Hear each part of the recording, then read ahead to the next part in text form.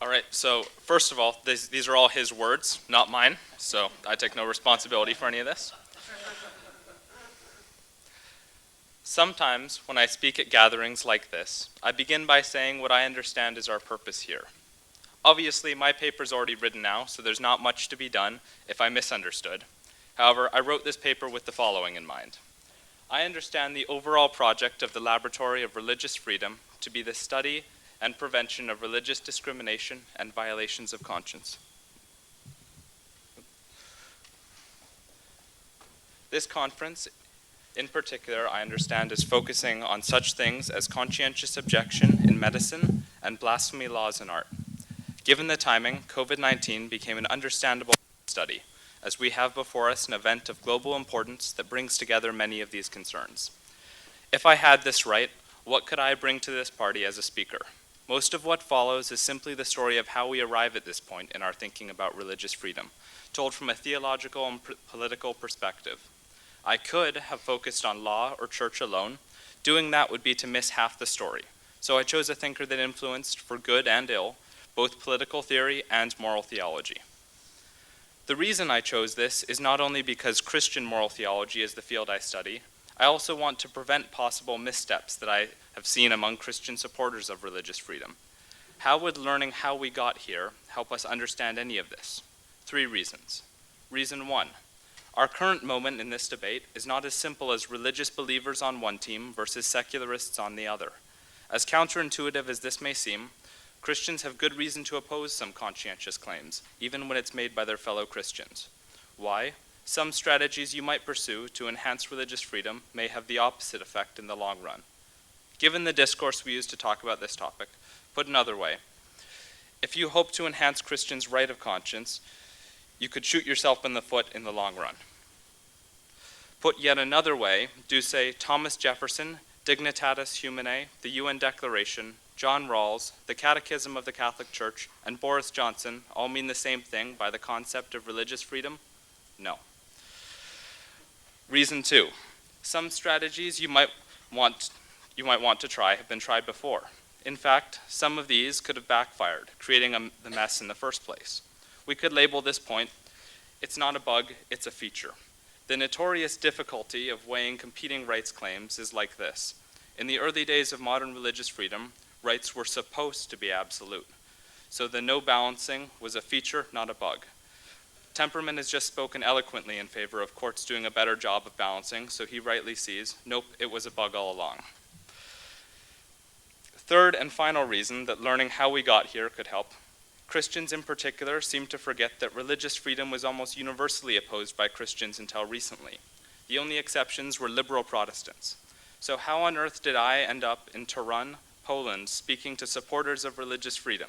Something has changed. It's worth reminding ourselves how Christians could have idiosyncratic ways of conceiving of conscience and their own reasons in favor of supporting religious freedom. I begin with 3 stories from the coronavirus era. I relate to them only here to give us a sense of the sort of dilemmas I had in mind while writing this. The first is more of a question for us to keep in mind than a story. Last month, I attended a church service in Paris. As you may know, one of the ways that French President Emmanuel Macron boosted vaccine uptake was a rule targeting something that the French love. If you want to eat out in France, even to sit outside and smoke in a cafe, you must show proof of vaccination. Fair enough. But you don't have to show such proof to go grocery shopping. Again, fair enough. But given these 2 categories, restaurants where proof is required or supermarkets where it's not, which best fits church services? For the record, I was not asked for proof at prayers in Sacré-Cœur last month, but that's not my question here. How should we think about and categorize religious services? Second story. A student at St. Andrews told me about his sister, who is an intensive care nurse in California. She had a patient in her unit, seriously ill from COVID-19, who is not vaccinated because God told him, the patient, not to be vaccinated. The nurse complained to the patient, pointing out that he was taking a bed from a child, and that if he had been vaccinated, most likely he would not even be in the hospital, much less need intensive care. Meanwhile, the child, who also needed intensive care, had to wait in the standard pediatric ward. After 13 days, the patient left the hospital, but still refused the vaccine. Third, My colleagues in the Society of Christian Ethics inform me that there is a template circulating online, the point of which is to make it easy for Christians to opt out of workplace vaccine mandates. Some of these templates are specifically written for Roman Catholics and even have been supported by some bishops. The template is not popular with the Society of Christian Ethics. Why not? More later. As my title implies, my goal here is to tell a selective episode from the history of debates surrounding religious freedom. Why have we as Europeans and Americans mostly, arrived precisely here in our collective thinking about these topics? Here's how I'm going to get to an answer. After a brief introduction, I'll focus on English philosopher and theologian John Locke, not because he was the only voice for religious toleration of his day, or even the most important. Instead, what sets Locke apart is that he changed his mind on the question. He originally opposed any religious freedom, but ended up by making key steps towards the religious freedom that we now enjoy. Nowadays, changing our minds is out of fashion, so his example could be worth heeding for that reason alone. However, there is a larger purpose in learning from earlier changes of mind, specifically learning what not to do. In any given era of church history, the options that appear plausible in the moment, that appear like live options, are sometimes not as limited as it seems. Some of you will know if the same phenomenon is true in other institutions, such as law. I suspect it is, but it's at least true of the church. This was how some Christians came to support religious freedom. Let me explain what I mean by this by narrowing options and explain how it came to matter to our topic today. Prior to the 16th century, Christians thought of ethics and politics teleologically. That is, if you want to know whether something is good, you need to know what it is for. Is that a good beer? It depends on what beer is for. Is he a good goalkeeper? It depends on what goalkeepers are for. Same for judging good marriages, good armies, good priests, good laws, and good princes and queens. Add these together, if you have a good marriage, were served by a good priest, lived under a good ruler, and had plenty of good beer, you would tend to be happy. You could hope to achieve the summum bonum of humans. Why did the universe work so neatly? Because God created the universe for, among other purposes, human happiness. This didn't mean that Christians everywhere agreed. Returning to the marriage example, how many wives makes a good marriage? One or more than one? Is Trappist beer better? People disagreed. But they tended to disagree within this teleological framework. However, then something happened, or rather 3 things happened. The Protestant Reformation, the 30 Years' War, and the diaries of global explorers conspired together to suggest that people are made happy by different things. Different systems of law seem to work for different territories, and people seemed happy, more or less. Some people, Protestants, allowed their priests to marry, and that worked for them, more or less. Some indigenous people of South America, European explorers reported, practiced euthanasia in times of famine, and that seemed to work for them. No one put the consequences of this in a more clever and pithy way than John Locke. He was not always the best writer, so this passage stands out. The mind has a different relish, as well as the palate, and you will as fruitlessly endeavor to delight all men with riches or glory, as you would to satisfy all men's hunger with cheese or lobsters. Though very agreeable and delicious fare to some, are to others extremely nauseous and offensive. Hence it was, I think, that the philosophers of old did in vain inquire whether the summum bonum consisted in riches or bodily delights, or virtue or contemplation. They might have as reasonably disputed whether the best relish was to be found in apples, plums, or nuts, and have divided themselves into sects upon it. Here he's mocking the splintering of Christian denominations of his time, as well as the philosophical schools of Greece and ancient Rome.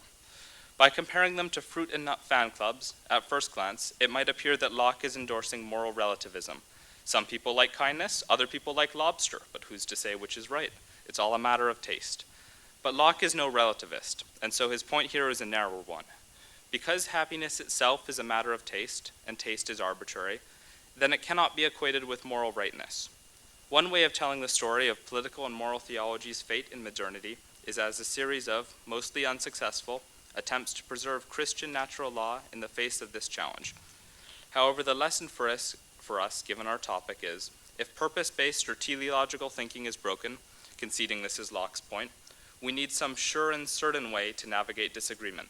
Notice what Locke doesn't consider, preserving some modified version of Christian natural law that replies in a measured way to some of its challenges. But no, he doesn't even consider that, nor, for the record, did Kant and Mill, the other 2/3 of the modern ethics boy band. This is what I meant when I said, in any given era in church history, the options that appear plausible in the moment are sometimes not as limited as it seems. As a Christian of sorts, Locke could have responded to the challenge in any number of ways. The mere fact that some people like cheese and other people prefer lobster doesn't entail that all tastes are arbitrary. Sure, cheese and lobster could be fine for some, but no one enjoys eating dirt or rocks, and if they do, this could be a sign of illness. But this wasn't how Locke responded to this challenge, and most Christians of the era followed suit. Natural law couldn't cope with the needs of the age. Why? That's less clear. Most scholars point to the disruptions of the Civil War in Great Britain and the 30 Years' War on the continent. I suspect, the lure of Isaac Newton's physics had much to do with the decline of natural law. In the realms of ethics and politics, the previous agreements could never provide the certainty of a deductive science, and if Newton could provide certainty with his theory of motion, what stood in the way of the same certainty being achieved with a political science?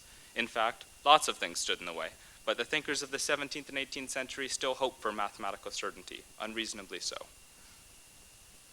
Allow me a brief tangent. One additional thing that didn't occur to me until recently. This century was also a time of plagues and epidemics. By this point in our current pandemic, everyone knows that it was because Newton was quarantining during the Great Plague that he invented physics, or something like that. Usually the story is told with the following emphasis. Newton discovered gravity while in lockdown, so what are you complaining about?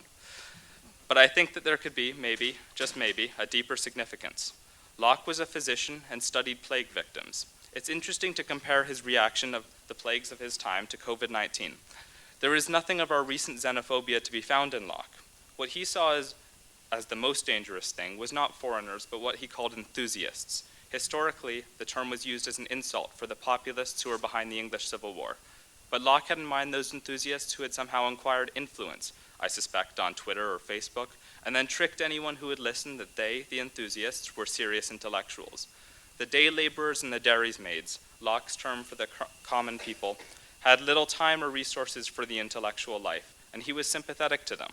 But he really hated those who would take advantage of the laborers in this way.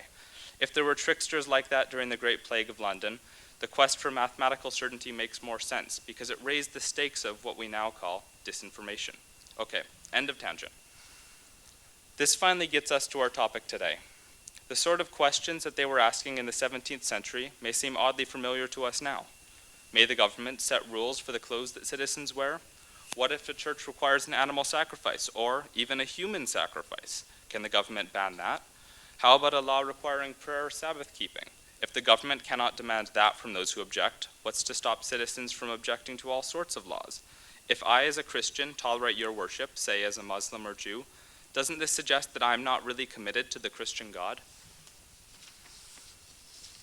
If you answered any of these questions in your own mind as I was reading them, odds are that you gave Locke's answers, even if you didn't realize it. But simultaneously, you might have realized that our usual answers have gaps, areas where they don't fully solve the dilemma. And those gaps, I will argue, are surprisingly often the sort of questions that lay behind this conference, that explain why this conference could even be necessary after all these centuries. Our automatic default answers have holes, and the holes correspond to a certain set of related questions today. That cannot be a coincidence. But I'm getting ahead of myself. Why did Locke initially oppose religious freedom? 2 reasons. The first might be called the no football colors rule. I once took my daughter, Hannah, to a bowling alley in Scotland. She noticed a sign on the door and asked what it meant. No football colors on match days. It took me a while to understand. Apparently, the owner had found from past experience that if I show up in my blue Glasgow Rangers hat and you in your green Legia jersey, we'll probably fight. In other words, diversity is a threat to peace. As Juvenal, the Roman poet, put it, each party is filled with fury against the other because each hates its neighbor's God, believing that none can be holy but those it worships itself.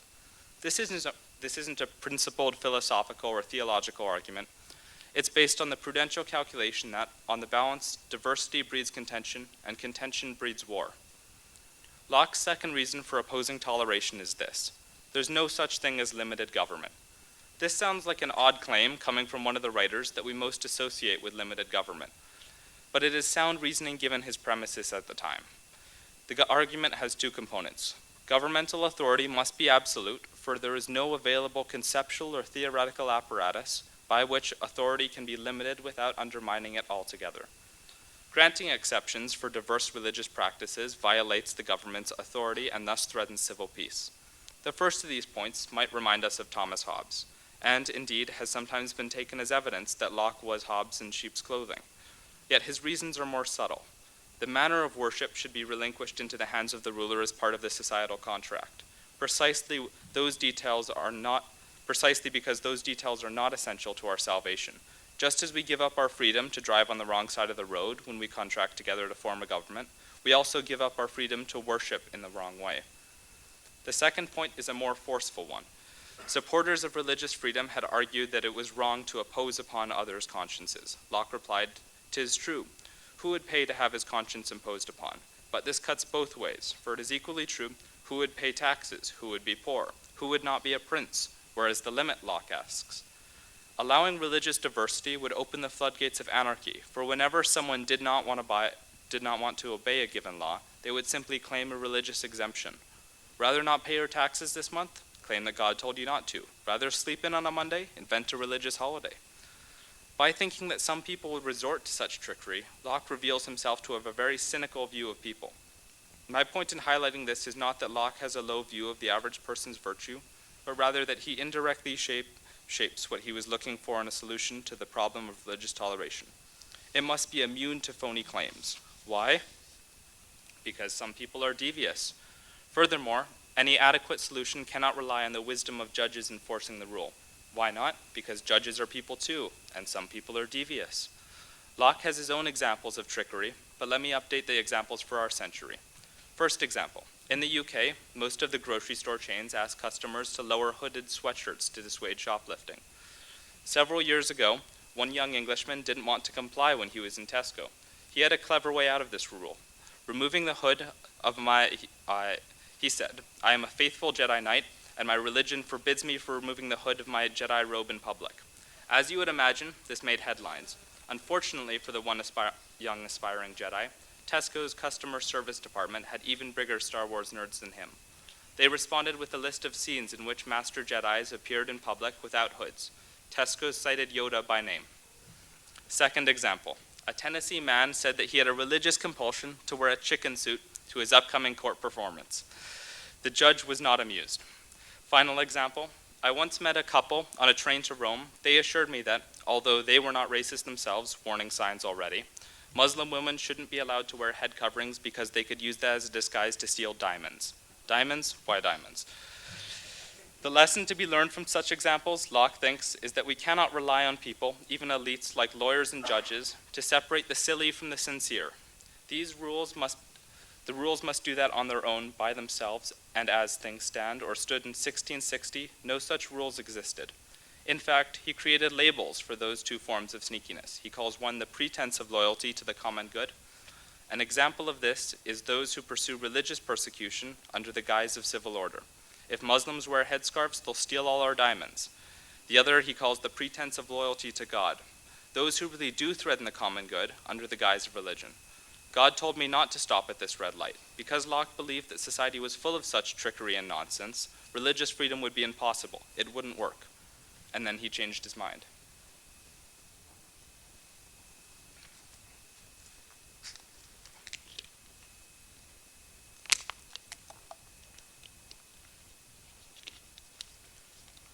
If we read between the lines, it's almost as though he always wanted toleration to work, but he feared that it would fail. The following years took him on 2 trips to continental Europe, where he saw religious freedom work well. The first was a diplomatic mission to Kleve, then under Dutch control, but now part of Germany, and the second was his temporary exile in Amsterdam. In both cases, he was intuitively impressed with how well toleration worked, but he could not, at least not at first, find a way to make it work intellectually. What he saw in Europe helped him to see that the no football colors rule was not universally true. Diversity does not always breed violence. It depends on the people. Some people, bowling alley patrons in Scotland apparently, will fight when they see a rival football team's colors. Others will not. This left 2 problems to overcome before he could endorse toleration. First, how to persuade the English to become like the tolerant Dutch he'd met on his trips.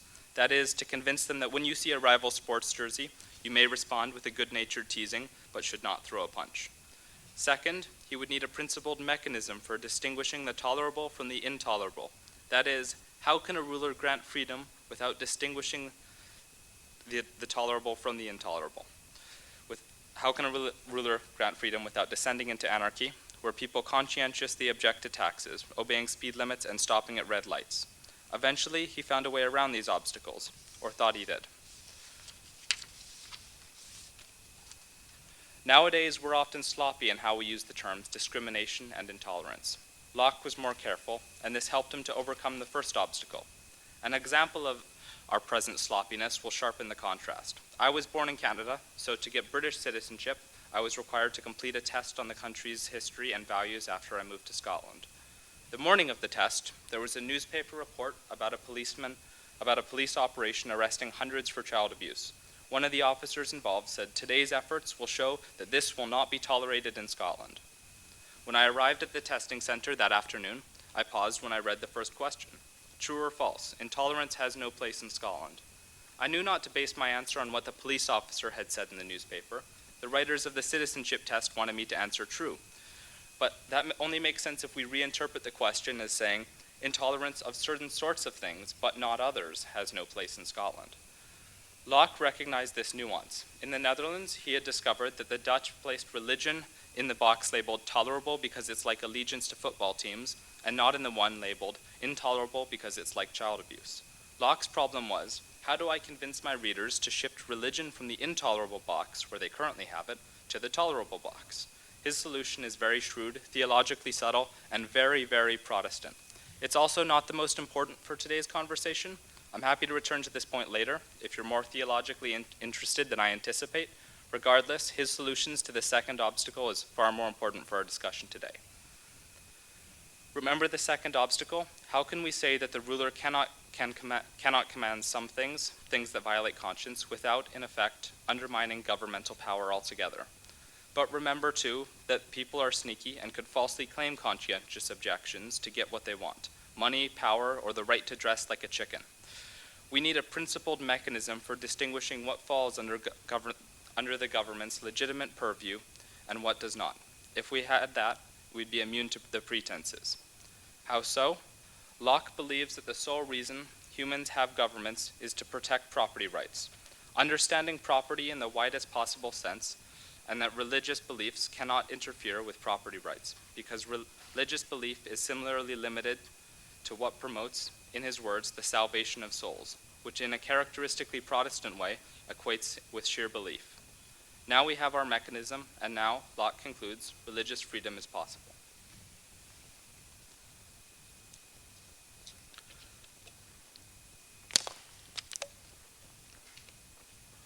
Let me flesh out how this could work by giving you two of Locke's own examples, which both concern, in a helpful way for our topic today, tension between religious belief and infectious disease. The first example concerns baptism. Let it be granted that the magistrate understands washing of infants to be profitable to the preventing of a disease, and esteems the matter weighty enough to be taken care of by a law. In that case, he may order it to be done.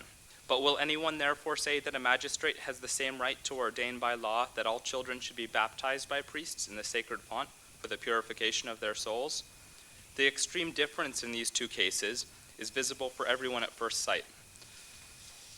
The second example concerns sacrifice. If you've been part of any previous debates on religious freedom, you could guess what's coming. Okay, the government must tolerate that. Must it tolerate a religion that sacrifices humans? To which Locke writes, I answer, no. These things are not lawful even in the ordinary course of life, nor in any private house, and therefore neither are they so in the worship of God. But indeed, if any people congregated upon account of religion should be desirous to sacrifice a calf, that ought not to be prohibited by law. Whoever's calf it is may lawfully kill his calf at home and burn any part of it he thinks fit, for no injury is done thereby to anyone, no prejudice to another man's goods. But if the stock of cattle had been destroyed by some extraordinary epidemic then, in such case the ruler may forbid all his subjects to kill any calves for any use whatsoever. Only it is to be observed that in this case the law is not made about a religious but a political matter, nor is the sacrifice thereby prohibited, but only by the slaughter of calves. Let's unpack this a bit. The solution is premised on separating religious from the political, understanding religious to mean one's afterlife and political to mean human rights. The act of washing could influence rights-bearing, but baptism, so-called, could not. So also for sacrifice. Sacrifice is something that could affect the afterlife, which must be completely separable, if the solution is going to work, from the act of killing cows. It is as though religious acts are invisible to the government. The magistrate cannot see a baptism or a sacrifice taking place, only the acts of washing or killing. With this in place, a workable theory of religious freedom is complete. What we typically take for granted as common sense comes to us largely via elements of this proposal. Despite the widespread acceptance of this solution by religious and secular alike, the real-life controversies that it was designed to avoid persist. Hopefully you have already noticed some holes in this solution. If you care about religious freedom, you ought to be dissatisfied. If you've been paying attention, you might reply, "No, John, indeed, I do care about religious freedom, but I'm not dissatisfied." So what if some old Englishman has a dissatisfying view of toleration? We have moved on a lot since Locke's time. His view is not my view is better. I trust that your view is better, but it could be easier said than done. Locke succeeded by playing fast and loose with a very Protestant set of theological presuppositions, one which is too Protestant even for many Protestants nowadays. Without buying into those presuppositions, the solution either doesn't work at all or works very shakily. Even setting the theology aside, there are troubling threads that run through the whole of the tradition. The trouble isn't limited to liberal Protestants like Locke. The thread continues in religious skeptics such as John Stuart Mill, American Jesuits like John Courtney Murray, and even quasi-Episcopalians like John Rawls.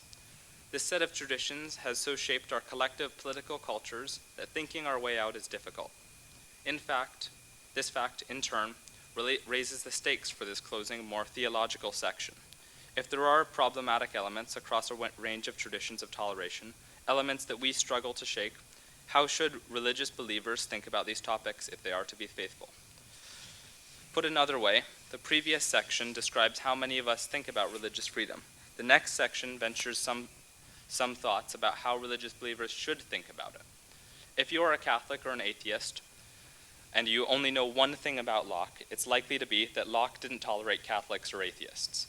The tradition quickly took care of that oversight by saying, in the words of Thomas Jefferson, "Where Locke stopped short, we must go on. It does me no injury for my neighbor to say that there are 20 gods or no God. It neither picks my pocket nor breaks my leg." In expanding the scope of the tolerable, however, the criteria didn't expand. It's still all about property rights, avoiding pickpocketing and leg breaking. That is fine, as far as it goes. Atheists and indeed even Catholics should be tolerated. However, by expanding the scope of the tolerable, we quickly encounter another problem. From a social scientific perspective, the concept of religion is notoriously vague. An anthropologist I know, who is also a priest, challenges his students to provide a definition of religion that overcomes what he calls the Buddhist problem and the cosplaying problem. In short, a definition that includes Buddhists who don't believe in a deity but should still count as a religion, yet excludes social practices like cosplay or serious engagement in online gaming and football fandoms. Some lawmakers and courts, including at points the U.S. Supreme Court, have attempted to do this without a concept of religion, preferring to treat all conscientiously held beliefs alike. This works fine until the justices meet the Tesco Jedi and the Tennessee man with his conscientious commitment to a chicken suit. This recalls the third COVID story from before about the template for anti-vaxxers. This template was created by an enterprising young woman who got ordained online and, for a fee, would endorse any claims from anyone who didn't want the vaccine. This is precisely why the template drew the ire of my colleagues at the Society of Christian Ethics. By not inquiring into the underlying theological reasons for a conscientious claim, it's not much different than the Tesco's Jedi. In short, it's silly, and the silliness undermines more serious claims. What is the alternative? In the liberal tradition, conscience comes to mean whatever one wants. In the Christian tradition, conscience has a very particular meaning. For example, Roman Catholics can study the note passed by the CDF on the Vatican website, explaining how, even for those vaccines whose research used stem cells from aborted fetuses, using those vaccines is an instance of passive material cooperation and therefore permissible. Without a toolkit capable of carefully parsing such dilemmas, it becomes very difficult to separate the serious from the silly, the conscientious pacifist from the Jedi. Thankfully, religious traditions do have such toolkits. However, we must not overlook how the use of such theologically rich toolkits weakens the thing that got this tradition off the ground in the first place. A world in which natural law was overwhelmed by pluralism needed a more sure and certain way to find a certain mechanism, one that renders it immune to phony claims, or so the big names of early modern philosophy reasoned. The only way to be immune to spurious claims is to employ a math-like mechanism that doesn't rely on wisdom or prudence. Locke found, or thought he found, such a mechanism by asserting that religion simply equates to the afterlife, and civil government simply equates to the protection of rights. It was part of the design that sincerity of belief was invisible to judges and rulers. It's not hard to have sympathy with what the thinkers of the 17th century were trying to accomplish. They feared that if it was up to judges or priests to weigh conscientious claims, what would stop the judges from making phony claims themselves? Should it be up to a bishop to say whether Dorothy Day's pacifism was a sincere part of her Catholic faith or her anarcho-socialism? After all, the magisterial position is one of just war, not pacifism. By this point, I feel like I've been delivering only bad news, diagnosing rather than curing. In fact, I have some tentative ideas for ways forward. 3 ideas to be precise. 2 for my fellow Christians and 1 for, well, anyone willing to listen. First, it ought to be part of Christians' job to call each other out for silly claims, or even questionable claims. With regard to the California man who claims God told him not to get vaccinated, it should be expected that his friends or pastor press him. How did God speak to you? Did God provide any reasons? If not, perhaps you misheard. If so, let's hear them. What about the general duty of Christians to protect the most vulnerable, some of whom cannot be vaccinated? That isn't meddling in another's faith, that is friendship. Second idea, one strategy to avoid at all costs. Remember how the Lockean solution held that religious concerns were invisible to the civil authorities?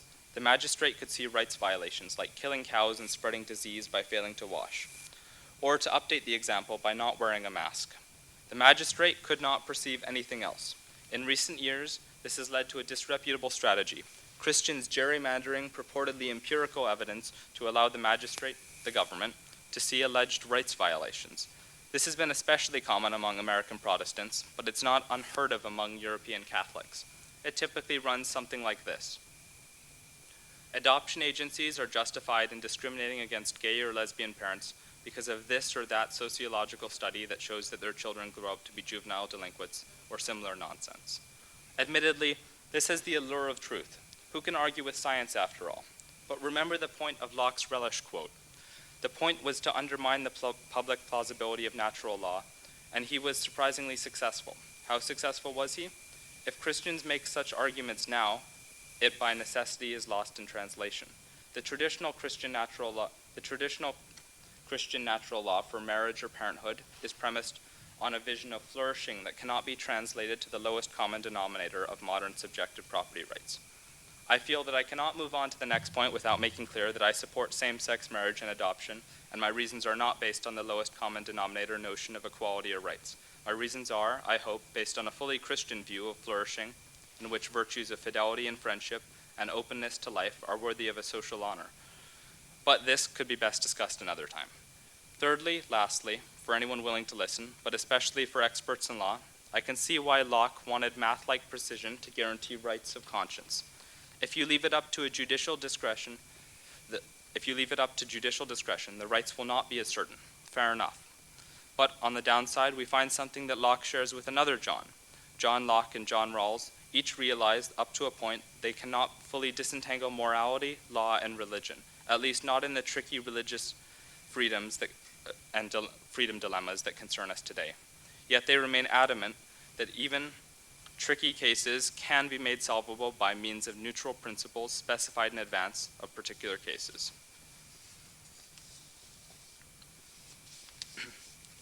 This means that both voices in this Johannine tradition leave us with similar problems, arising from a similar source.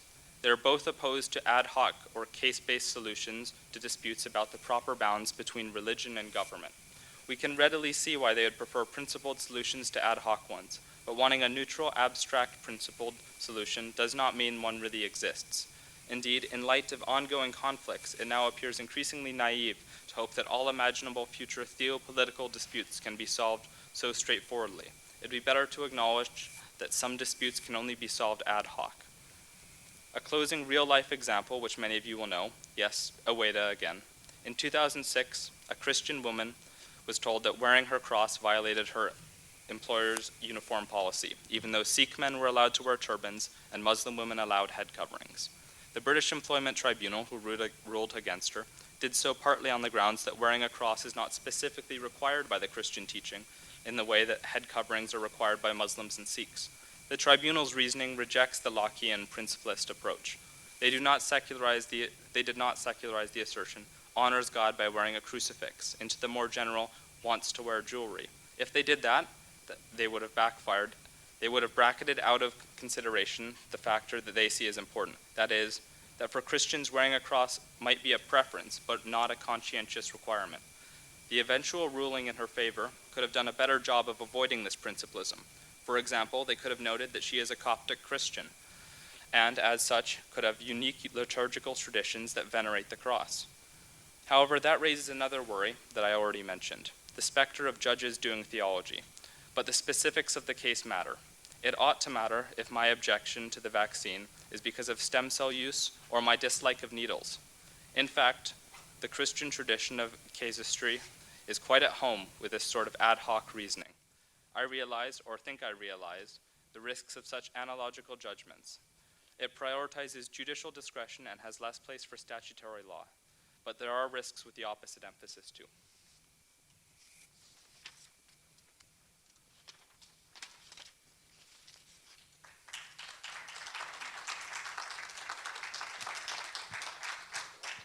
Thank you very much, Professor Perry, for preparing the lecture, which was perfectly presented by his son, Micah. Thank you once again. And we have almost perfect timing. Yes, thank you very much. So we can open up the discussion.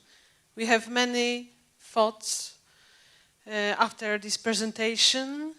Maybe someone has to digest them first before asking some questions, but we are here waiting for the questions from our audience. Who would like to ask the question? No hands up? Okay, so it's time for my question. As previously I didn't have chance to ask some questions. My question is very simple, but I really know that the answer will be lengthy and the question will remain open. But from your perspective, what do you think about the religious exemptions, which seem to be dominating the jurisprudence? If we look at the American Supreme Court decisions, we see that they are narrowly tailored. We enjoy the victories, but then we see that this victory is limited.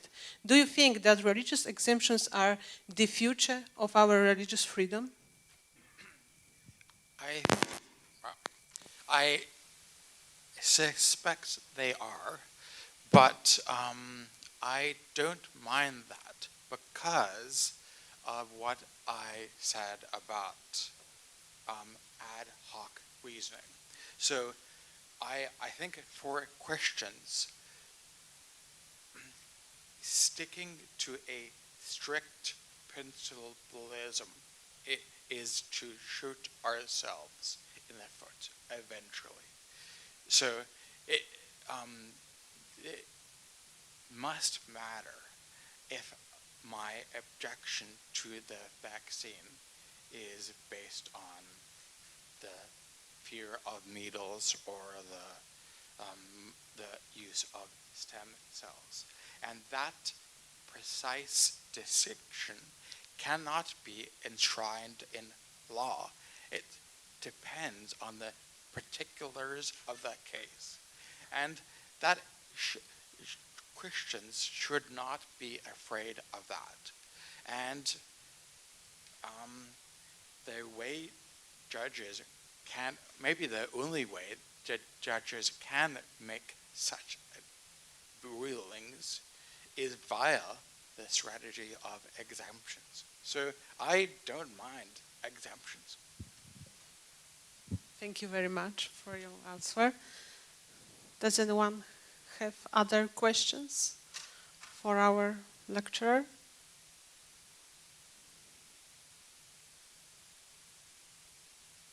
No one? Okay.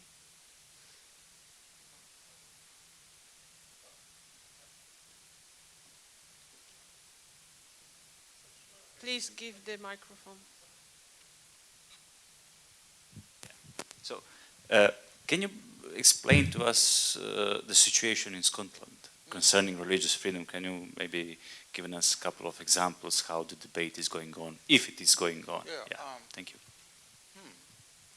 I haven't heard. You maybe Micah will know better than me. I am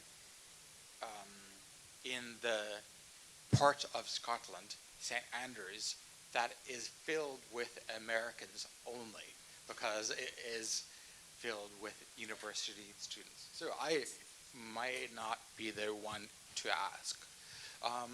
It is in distinction from England. Scotland tends to be more pro-EU. So that could shape that. The party in power in Scotland now sees itself as more secular, maybe to distinguish it from England, because the Tories are in power in England, and they see that some of Boris's support is from Christians, and so to maybe distinguish themselves from that, they overreact and act more secularist.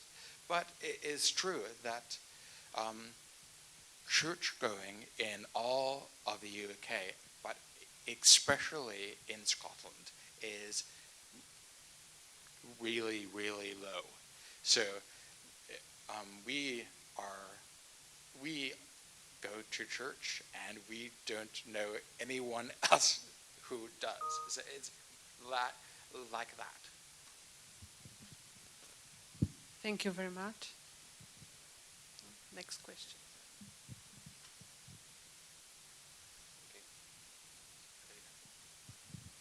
Thank you very much, Evelina Ohab.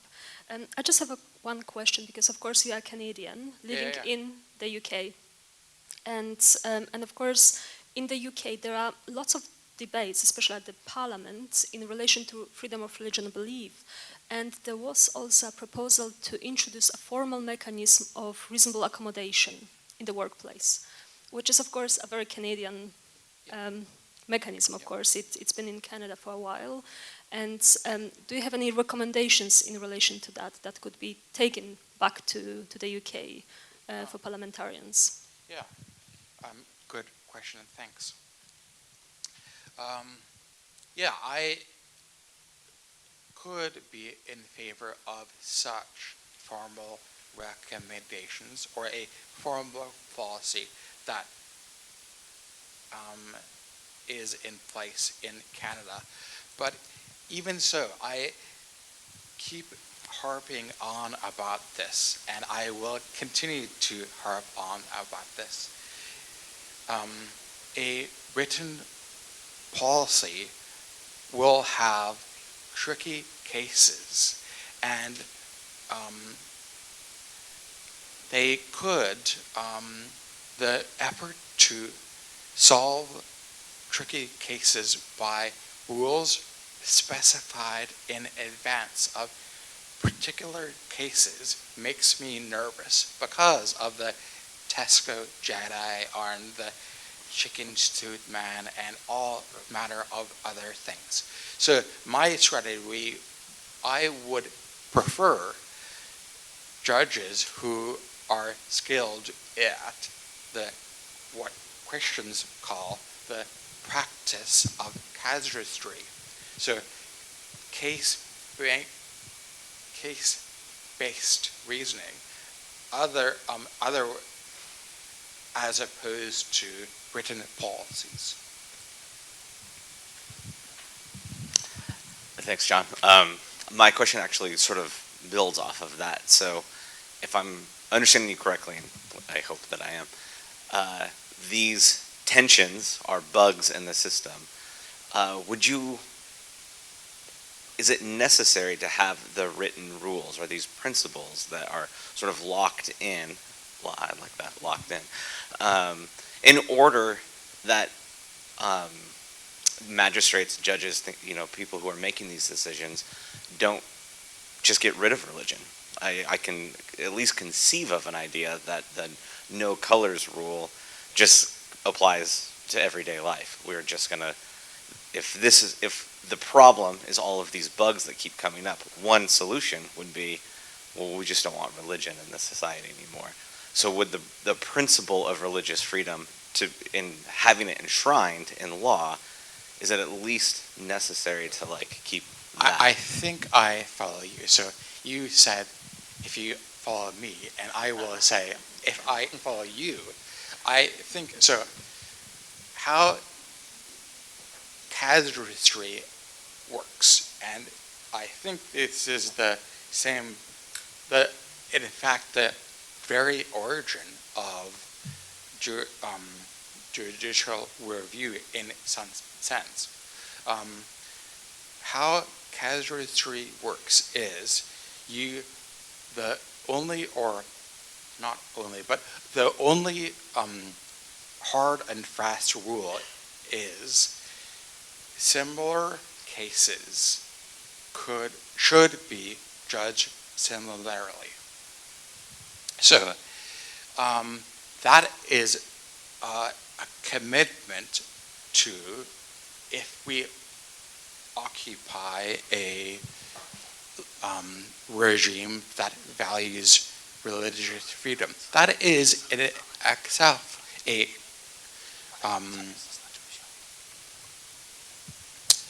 vote in favor, or a principle in favor of religious freedom. But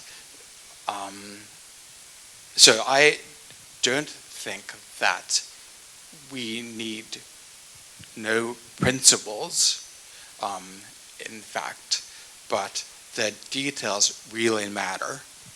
And even within casuistry, there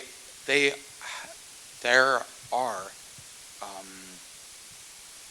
commitments to past precedent, not anything goes that the judges want. But I concluded by saying I realize the pitfalls. I simply want those pitfalls, not the other ones.